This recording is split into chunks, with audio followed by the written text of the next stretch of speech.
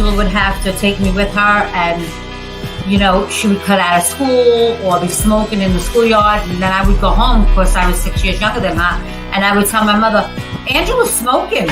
And listen, not everybody's going to agree with my decision. I can give a fuck less.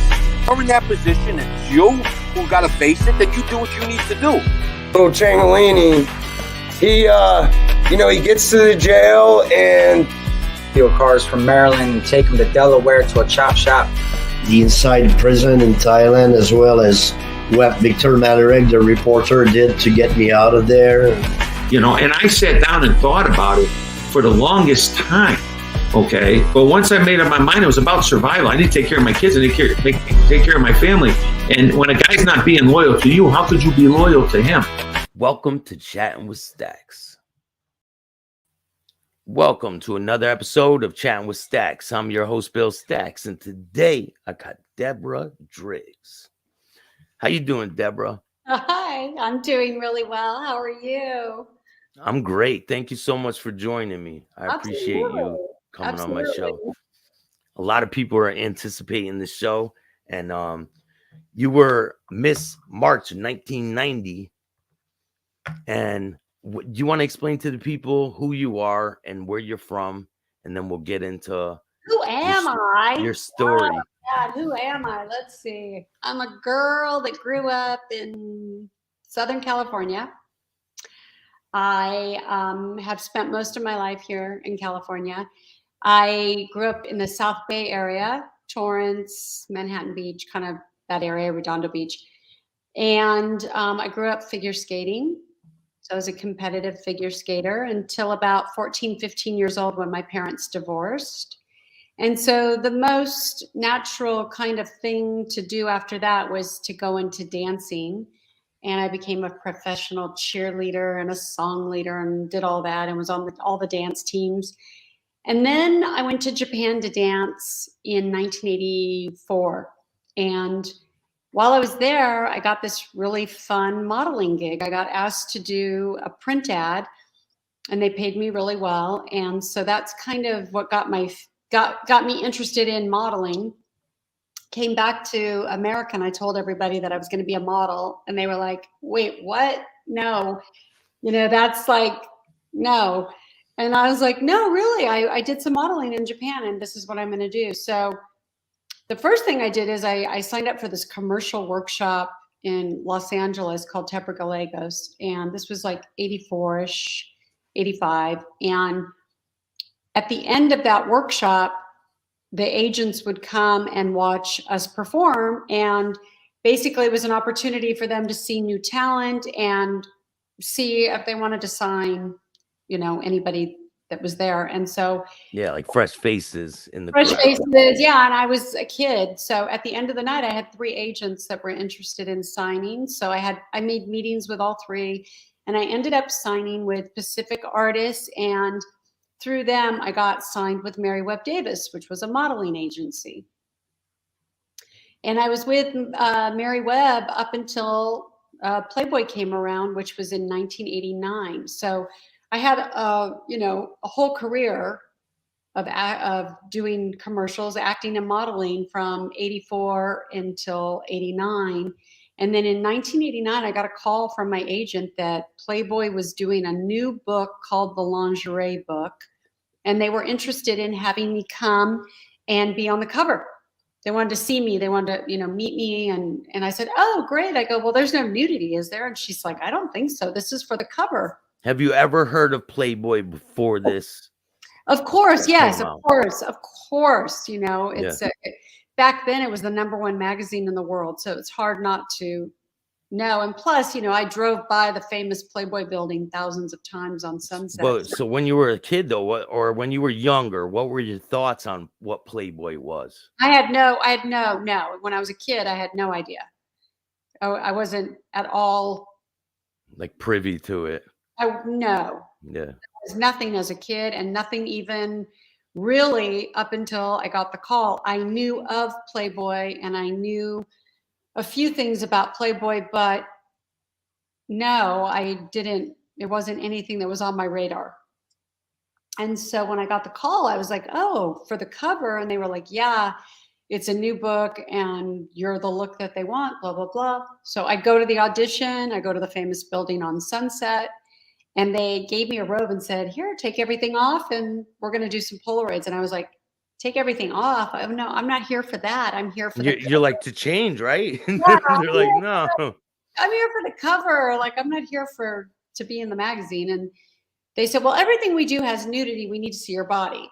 And now back then they were looking for scars, tattoos, birthmarks, piercings, things like that, because, they were airbrushing back then. And so they wanted to see what they were working with. And so I, wasn't going to take everything off. So I went in the bathroom, I left my undergarments on, and I went out and did the photographer was like, okay, so I knew it didn't go well. So I knew that they were like, yeah, whatever. Like, so I said, thank you. And I left, and they looked, they looked at my portfolio and then took the Polaroids and all of that.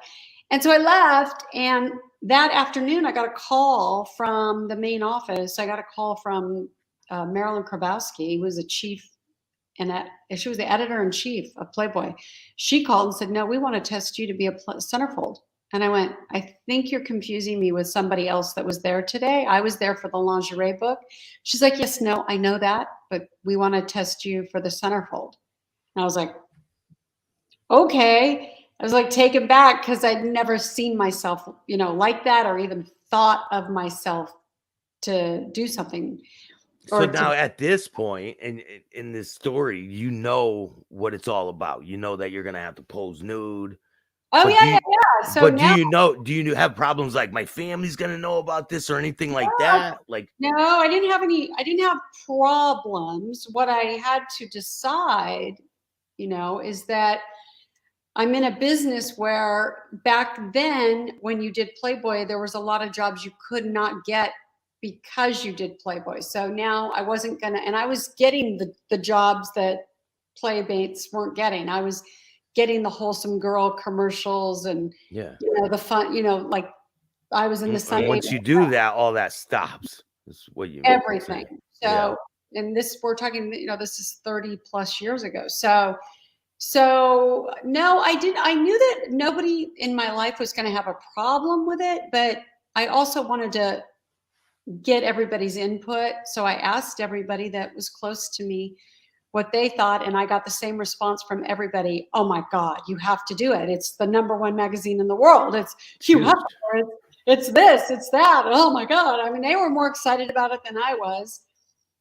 And I was dating somebody at the time, and I asked his opinion. He's like, oh, you got to do it. It's so sexy. It's amazing. It's like, like everyone's going to say I'm dating a centerfold. Like, of course he wants you to do it. Yeah. So it was a different time and a different era, different time and space, it was. So I ended up saying yes. And it took about 3 to 4 months to shoot everything. And I shot in 89, and it came out, I was March 90 centerfold. And then, it was on the cover of April 90. Yeah, it's crazy. So now it's crazy. All right. Did everything get crazier as time progressed, obviously? So how much do they pay you, if you don't mind me asking, to be a centerfold in Playboy? Oh, I mind. That's a very private question. I don't know that I want to answer that question. No, actually, I'm going to say, if my mind serves me, I believe I got 20 grand for the centerfold and another 15 for the video. So, you do a centerfold and then you do a video. And so I believe I think it was like 35,000. So what was it like your first time meeting Hugh Hefner? Oh my God, it was amazing. It was like going to the mountain. I was like, by the way, that was probably the most exciting part of the whole deal. It was like, forget the other stuff, the accolades and but going to the mansion and meeting Hef was definitely a highlight. He was extraordinary. He's definitely very missed by all of us girls. We all had what do you call it? not a Zoom, but we had some social media thing where we had a gathering, and yep, there he is. Yeah. And we were all really talking about how much we missed those days, going up there for Sunday night dinner and Sunday night movie and dinner. And, he had all different little things that he would do. He loved having the girls up there. He just loved it. He just loved the energy that it brought. And it was his life. He was the ultimate Playboy. It was his life. He built that brand, and it was exactly what you would imagine it to be. There was a documentary that just came out recently on A&E. Yeah, I was gonna just ask you about that. Yeah, and I was so disappointed about that. I just thought none of that happened, and we've all got Heps back because none of that happened, and there was no cult, and everybody went there on their own free will. You knew what it was going to be when you went there, but there was no cult, and Hef wasn't forcing anybody to do anything they did not want to do.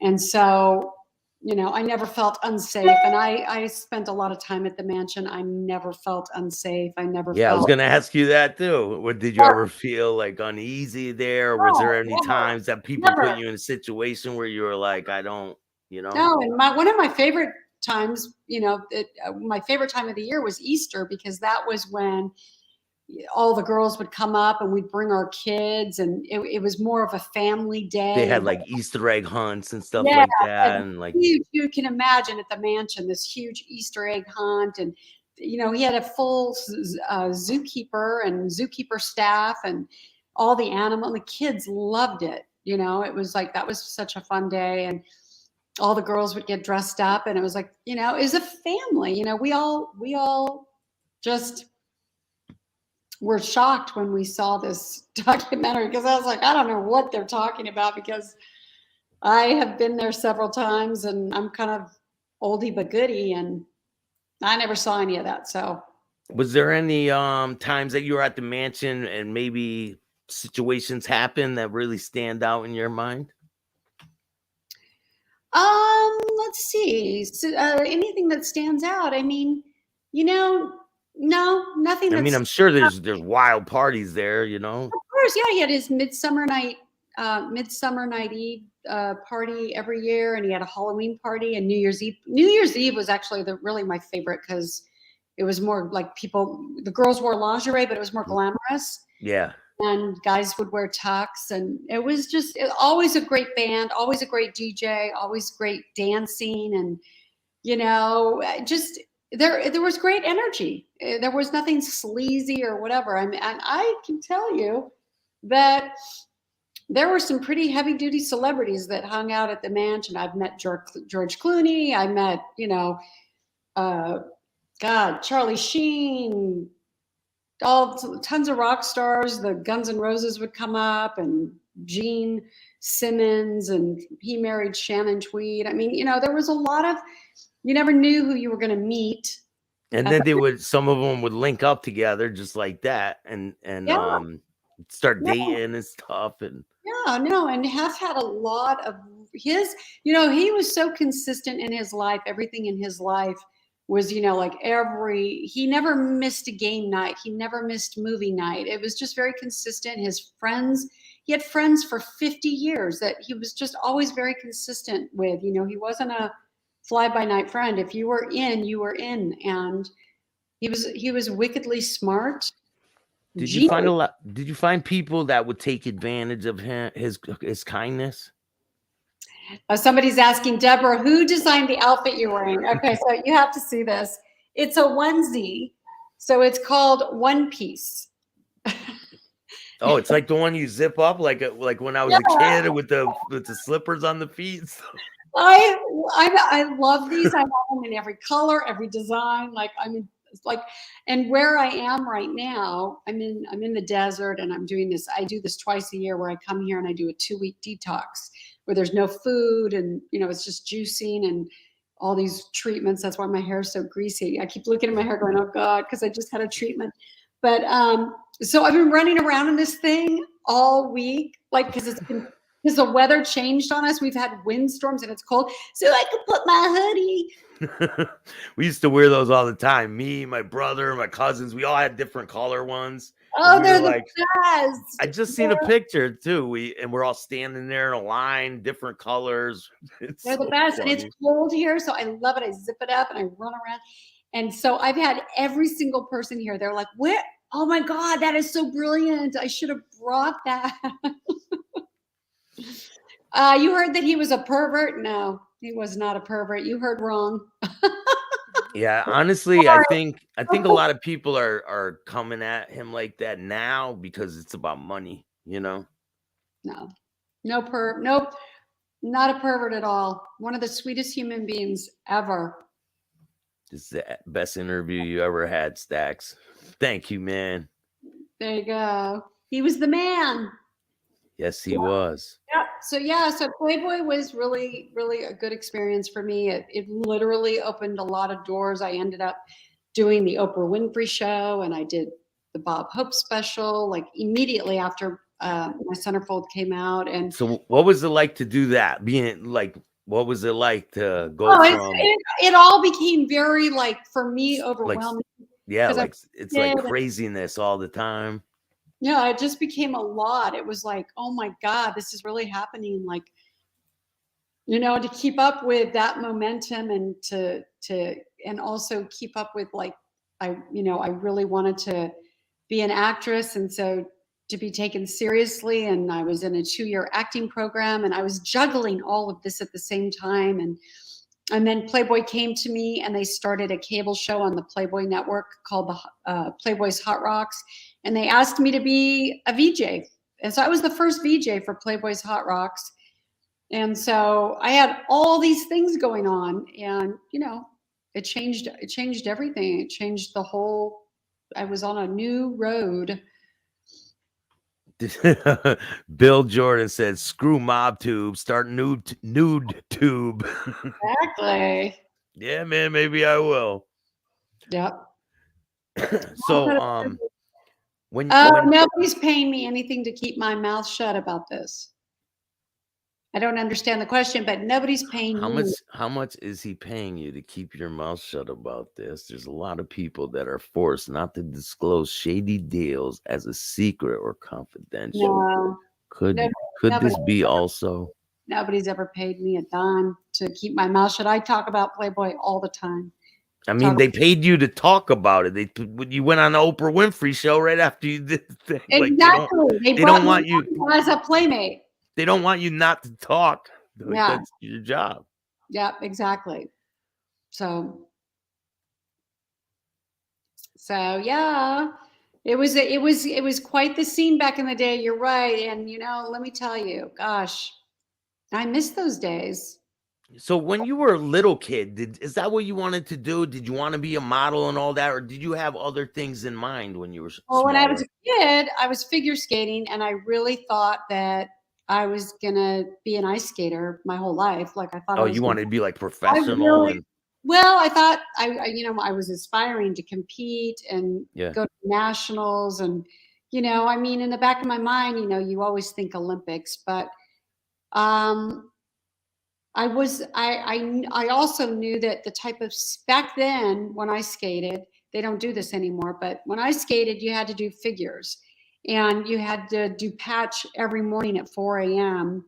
So I would do patch, which was figure eights for 2 hours before school. And then after school, you just did I'd have lessons for freestyle. And I was I think I was a very pretty skater, but I really lacked on the jumps. I had a hard time with the jump. The jump and spin, like when you jump and spin. For some reason, I just couldn't get the jumps. I was very awkward. I was like really skinny, but I was all legs. And so I was, you know, it's funny how that's how my body was back then. But that's how I was with skateboarding. I could stand on the board and ride it all over the place, but when it came to jumping, it's like, I can't do it. Yeah. And there was something that was kind of holding me back, and I would be really fearful. And so that kind of held me back from progressing into, you know, the next phase of ice skating. But I loved it. I loved doing all the beautiful skating, you know, the spins and the, you know, all the other tricks, you know, all just beautiful skating. And so, yeah, it was really, I don't know. I saw myself very athletic and very, you know, yeah, I know that I always felt as a kid that I was going to perform, because I was always coming up with shows and making people sit and watch, and they'd be like, okay, really? We got to watch another one? Like, you know, I'd be like, chitty, chitty, bang, bang, chitty, chitty, bang. I'd be running around the room, and they'd be like, okay, we're done. So then I used to be like that too when I was young. Yeah. So when you're after you're doing all these media campaigns after the centerfold, so what's your first role that you land after that? And you plan on going into the movie business, right? Yeah. After that? Yeah. So the first movie I did was a movie called Total Exposure with Michael Nuri and Susan Hubley. This was in 1990. And I played the part of Kathy. And it's funny, I played a model who was, I think I was smuggling drugs, and I got caught, and, you know, and so that was the first role that I took. And so now I'm going on auditions regularly. I'm booking things. I'm booking pilots that are not that are great, but they're not getting picked up, so to speak. That happens a lot. I booked the Julie Brown show. I booked her first, one of her first pilots. The Downtown Julie Brown show? Downtown Julie Brown, the redhead, the funny comedian. Oh, yeah. 2 Julie Browns. There's one that I think was MTV. Downtown Julie Brown. Yeah, no, this was the other one. And then I did a show called Nightstand, and I did a couple soaps, worked on some soaps. You know, I just did things, you know, I get parts here and there, and I did a lot of commercials, and that was kind of my bread and butter, was the commercials, because you get residuals. So, yeah, I had a good run, and then I got married in 1992, 2 years after doing Playboy. Was there any time in your life when you're doing all this stuff that you're like, I don't want to do all this no more. It's just too much for me? It only got that way after I had kids. Because it was just too like, you wanted to spend time with your kids. And well, it became too much because I was a full-time mom, and yeah, I didn't want my kids to grow up in that world, so to speak. Yeah. So my kids really never knew. It's funny. I've asked my kids, now that they're adults, you know, what was it like having a mom that was a centerfold and a dad that was an Olympic athlete? And they were like, we really didn't know until like we got older. Like, we really didn't know that there was anything. And I was like, so they didn't have kids picking on or nothing like that? Well, my son, it happened for my son when he kind of got into middle school. I think the kids were like, dude, your mom is so hot. She's, you know, in Playboy, blah, blah, blah. You know, it was weird for my son. That was weird. Yeah. But up until then, like, they had no clue what was what. And when they said that to me, I felt really good about that. Like, they never really got exposed to anything in that business, or, you know, it wasn't in their face, so to speak. Where a lot of people in the business, their kids kind of grow up in the business, and that wasn't the case for my kids.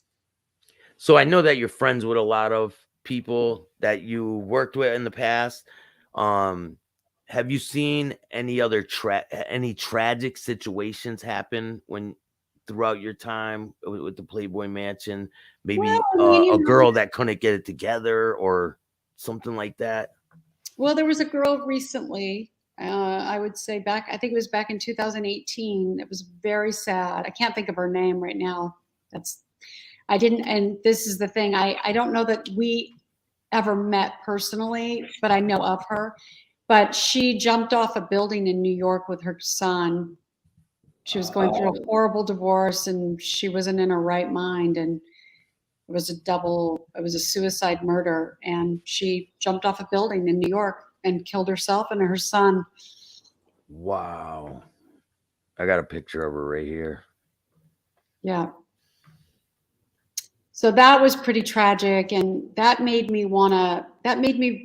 actually, that's one of the things, one of the reasons I've started what I do now is because when I heard that story, I thought, yep, we need help for people who are suffering and they don't know what to do and they feel like they have no way out and they're stuck and they're,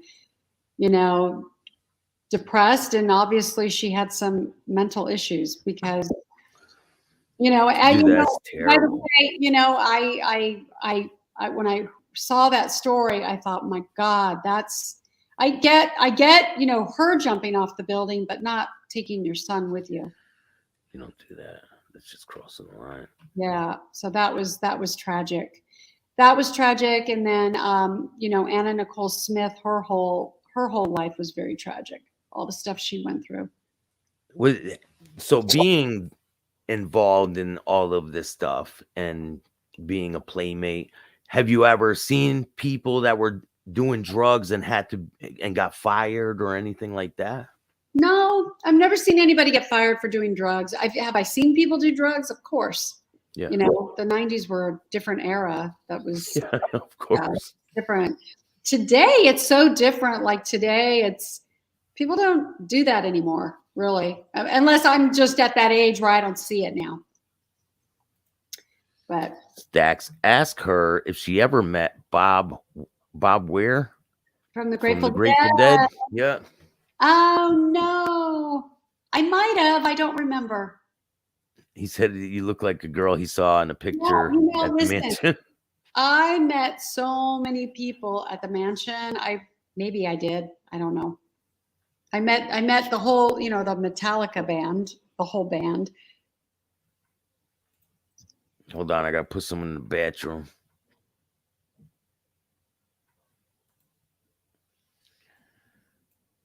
Let's see. I'm just going through some of the comments. Yeah. Yes, sir. About if she is paid only to disclose certain things about the mansion. Sounds sketchy. I'm not paid to do anything. I'm here we don't even need to talk about Playboy anymore, really, honestly. Yeah. that is about this much of my life. All this conspiracy, I'm saying, I hate to break it to you people out there, but all this conspiracy theory stuff, that series was a bunch of bullshit and they did it for money. Like, come on. It's so much bullshit. It's crazy. Yeah. And hit the like button and share the video. Would you be happy if your daughter chose the same path? Absolutely. It's her body. It's her choice. It's her, I am not here to tell any of my kids what to do or, I mean, everyone else has the answer out there. Everyone has the answer, but they all don't. It's not for me. As a matter of fact, I've never been that parent that it's one to offer suggestions about what my kids should do. If they want to do something, that's their choice. They have to live with what they choose. And I do have 3 very independent, artistic children, so they are on paths that are kind of different. They're not working 9-to-5 jobs. I have my son is a personal trainer and an actor, and my oldest daughter's an artist and a dancer, and my youngest daughter's in a band. She's getting ready to go on tour. So I have 3. So of course these things are going to come up, I'm sure. At some, I don't know. It's their life. Sounds like they're all very talented people. Yep. All right, there we go. What's Deborah up? I'm warm now. What's Deborah up Everyone's saying that you look like you're in a jail. You're in a jail jumpsuit, like Orange is the New Black. It is. Orange is the new black. Just so everybody knows, I'm totally into this color. Love it. What am I up to now? So now I actually have a website, which is my name, DeborahDriggs.com. I can put that in the description of this video too. If you guys want to check it out, I'll do that. That'd be great. Yeah. And so I don't know. I mean, I'm on a totally different journey. Although in 2021, I did do a movie called Neon Bleed. And this movie just got picked for the Idlewild Film Festival in the desert, in Palm Desert. So that's happening in March. Yeah, so that's kind of cool. And I still model once in a while, you know, for my age group, obviously, because I am now 50 and over. Hard to believe. Well, you look great for your age. You really do. Thank you. Yeah. And so anyway, back to my website, I write a weekly blog. And so going back to the girl that jumped off the building, you know, I started writing this blog because I wanted people to sign up at my website and follow my journey and know that there's other perspectives and there's other decisions that can be made. You know, we don't have to do these horrible, drastic things. And sometimes, you know, it's like, it's too late for some people, you know, and so that's my goal, is to help anybody out there that's having a hard time. I got life coach certified, and I'm really into just being of service and helping other people. So I write a weekly blog, and I'm coming out with a 90-day program that I think will be really beneficial for people that just want to kind of reset their life. Yeah. And want to change the energy in their life. And maybe they just went through a divorce, or maybe they went through a horrible breakup and they're heartbroken. Maybe they have some sort of addiction problem. Yeah. Maybe somebody died. You know, there's so many reasons to go through this program, because I think in life we don't take the time. I know I didn't when I went through a lot of grief after my divorce. I didn't take time to ever go through healing from that, you know, and be good with yourself, to be good, okay with yourself, and then be okay with other people. Fill your tank up again. And so that's really what my program is. It's helping people know how to fill. A lot of people don't know how to fill their tank up. Yeah. And I think a lot of people are running around out there right now on empty and frustrated. Especially these last 2 years have been very frustrating for a lot of people. A lot of people lost their business. A lot of people, you know, the life that they had, they don't have, because, you know, the pandemic obviously changed a lot of things. So then we got the war that's going on with unbelievable. Yeah. So there's a lot of unknowns. And so I think that my weekly blog and what I'm preparing to come out with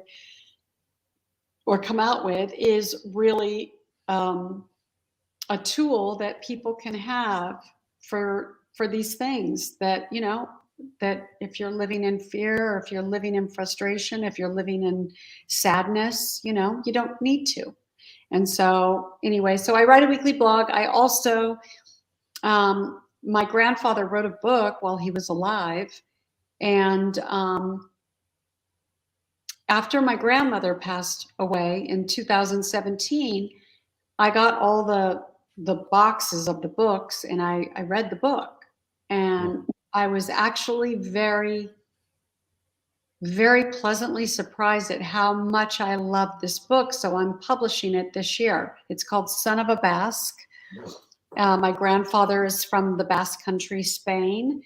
And so I have a lot of projects that I'm working on at the moment. And that one is very meaningful to me, because I really want this book to be in people's hands, and it's a historical fiction, you know, that he wrote about his life. And it was hard for him, because a lot of people, it was hard to put the pieces together with the story, because his dad died when he was very young. And so, you know, that's why we made it. That's why he made it a historical fiction. And I am in the process of getting it published. So it'll bring his story back to life. Absolutely. He served in World War II. He was one of the last surviving tail gunners. And yeah, my great uncle was a tail gunner in World War II too. Yeah. He got shot down and everything. Oh yeah, they got shot down. And then the one mission, he writes about this in the book, the one mission that he couldn't do because he was in the infirmary, he had pneumonia, and that mission, his whole crew got shot down and died. They were probably in the same stuff. Watch. I'm gonna pull out this stuff and check it out, because I'll find out the division he was in, and I'll let you know. Well, is he still alive? No, he just passed away.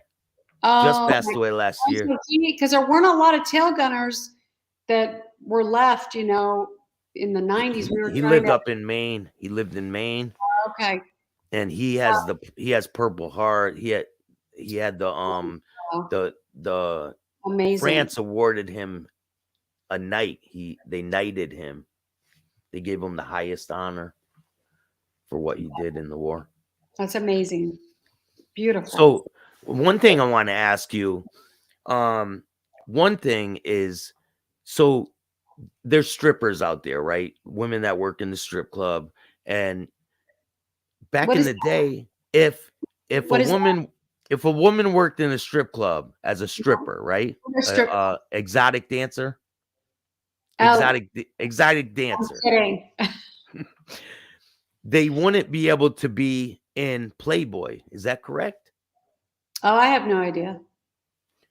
Because that's what I heard, that if back in the day, if you were exotic dancer at any point, you wouldn't be able to be in Playboy because it would like taint your career. I didn't know the rules, so I don't know. I don't know the rules, and I don't know. I couldn't answer that. Don't know.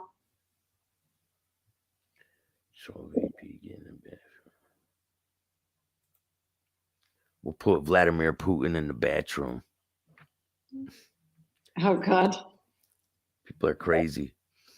So what would your advice be to a young girl who's starting out with a career and she wants to get into modeling and being involved with Playboy or books that are similar to that? What would your advice be to that young girl?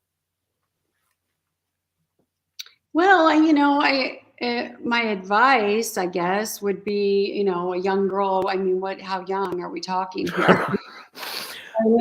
I don't know. It's like, a girl's just out of college and she wants to figure that as a career. I would say that you should really know yourself first. You should really know why you want to do that. What are the reasons, and what is it is it the fame? Is it the money? Make sure you're doing it for the right reasons, because if you're doing it for the money and the fame, you're going to get just bulldozed. And, I think that it's a business where it really requires a lot of self-love and a lot of self-care. And if you don't do those things, like I said, you'll get bulldozed. You'll get used over and over and over again, because it's a business of, like sharks, basically, right? Yeah, you've got a lot of people out there. I mean, we're looking at our world right now. We're looking at people like Harvey Weinstein and Jeffrey Epstein and all these people that people admired and wanted to be near. And Jeffrey was in jail and he's dead, and Harvey's in jail and he's probably not going to make it, But there's still people out there like them that are still doing the same thing, and people don't like. That's what I'm saying. If you're going to get in this business, you've got to know that you have to really know yourself and know that you're going to be approached by somebody, especially when you're first starting out. Listen, I got in that business. I knew nobody. I was not from an entertainment background. So everything I built in my career, I did, through my decision making, through my choices. Trial and error, basically. Trial and error. The whole way, yeah. Exactly. And I didn't have people going, it's like you have managers and agents, and they're just taking a piece of your work. And so you really want to be careful who is in your life and who's giving you advice, because a lot of shady people are in that business and you might not get real great advice. Have you ever dealt with shady people in that business? And if of you course. have, is there any situations that you could explain to me? Maybe that you dealt with one of these shady photographers that maybe tried to hit on you or something? I never had it in modeling, which is interesting. I never had a shady situation in my modeling career, but in my acting career, I definitely had producers and like, oh, you want that role? Stuff like that. Yeah, you want that role? Then, you and I could hang out and, and I was like, well, I don't want it that bad. In my mind, I was like, oh, well, thank you very much. And I would leave, and that would be the end of that, because I just never got involved in any of that stuff. It was not going to be good for me. And, you know, it's just, but by the way, it's, you know, when you've got power and you've got all these beautiful women coming in and out of your office, it's a disaster. It's a setup for disaster, really. So you got to be careful. Or you got to, there could be good people that do that type of stuff. I mean, it doesn't have to be all these dirt bags, you know? Absolutely. Gianni wants to know, how does Deborah feel about the turn in Playboy's direction? Recently, there was a transsexual on the cover. Is this a bad direction or a smart direction? You know, I think we're in a different world, and so this is what's going to be happening. Somebody mentioned to me recently that Cardi B is very involved in Playboy now, and I didn't know that. So I'm kind of out of the loop when it comes to Playboy, and I haven't seen really any of the covers. Or she was a stripper before the rapper. Before she became a rapper, she was a stripper in New York City.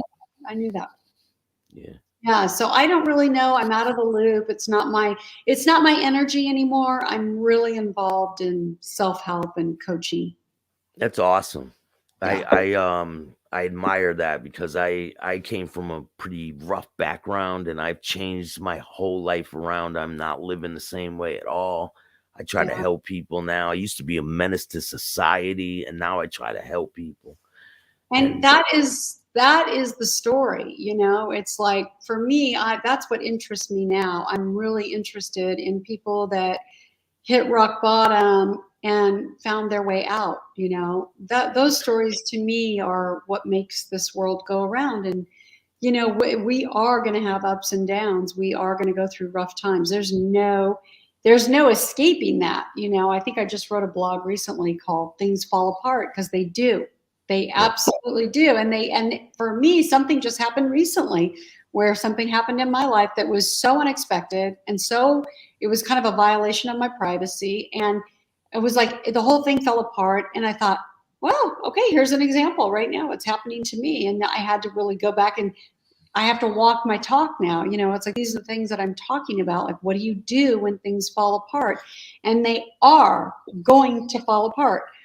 So what do you do, and how do you keep going and stay on your path and not let that one little thing that happened could knock me down so fast, where I just, you know, in the past, I probably just throw the towel in. You throw the towel in. Yeah. Just be like, you know, forget it. And that's just not the case today. Today, I just sit, you know, and that one took me about 3 days, and I just sat with it. And thank God I have some really beautiful people around me that support what my mission is and what I'm doing. And we all came up with an idea of how to turn it around, and in a positive way, without being negative about what happened, you know. And that's, to me, the goal, because whatever I'm going to put out, I'm going to get back. So today, I'm extremely careful about what I put out, what I say, what comes out of my mouth, you know, because I don't want that to come back to me. You know, if I'm judging, if I'm hateful, if I'm angry, if I'm frustrated, that only hurts me. It doesn't serve anybody else. It's true. It's true. You know, and it's only going to come back to me tenfold. So why put that energy out? And when this little blip happened, you know, it was so easy for me to get really upset about it. And I just thought, you know, I'm not going to put that out there. I'm just going to thank my source, universe, God, whatever you want to call it. I'm just going to thank them for the lesson and move on. And because all that anger and animosity and stuff, it gets you nowhere. It really does. Like, nowhere fast. Yeah. I used to drink. I used to do drugs. I was involved with it all the way. And today I learned how to be a different person. I learned how to deal with different situations. I still think about drugs and drinking, but I don't do it today. That's the big difference. You know what I mean? I learned how to get through things without running to that anymore. Exactly. And those things are just distractions from what's really going on. You know, they're distractions. And that's why I do a 90-day program, because I don't think we can heal from anything unless this program is not going to be for everybody. It's going to be from people that really are like in need of making a change and they want to heal. And so my program is commit to the 90 days of self-healing. Give yourself 90 days, because I have, from my experience and all the ups and downs that I've had throughout my life, it comes back to that. I feel like I have made impulsive decisions all my life that just keep doing this, whether it's, okay, I don't like this environment, we're moving, or I don't like this job, I'm quitting, I'm doing this, or I don't like this relationship, I'm out. And you just keep going from one thing to the next, and you never really heal yourself. Yeah. You're never looking at your part in the situation, and it's vitally important. And so I actually put myself through this program in 2021. I created it. I wrote it on 2 big whiteboards, and I put myself through it. And I thought, okay, that was really hard. So that means that there's something here that I think people will really want to do. And so I'm going to have 2 options where people can do 4 weeks. And if they think it's working, then they can sign up for the 90 days. I'll have I'll have different things that people can sign up for, or they can work with me one-on-one. So yeah, I'm really excited. Yeah. I never thought I would ever go into this realm, of self-help, but I actually really find it to be, it's cathartic for me. It's like, it helps me every day with my life and me being consistent in what I do. Yeah, I try to help people every day. I try to change my thinking all the time. I try to, just be a better person. And that's the goal with me. Absolutely. Definitely. Yep. I'm excited to for the future. And I'm so thankful that you came on my show. And I'm definitely gonna have you on again. Yeah, and, thank you. I'd love to come back when my book is out. Definitely, we could do that. I formed a boutique publishing company, so I'm publishing the book, and that's awesome. Yeah, so when the book is out, I'd love to come back and promote it and have people, go to my website and get it, and and if you have a podcast too, don't you?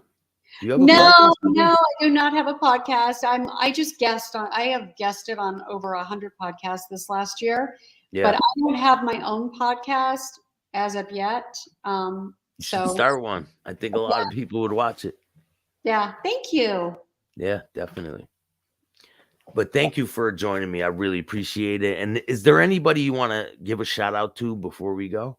I just really want to say thank you. And I want to say thank you to anybody that goes to my website and signs up for my newsletter. Stay tuned, because I'm going to be coming out with a free gift.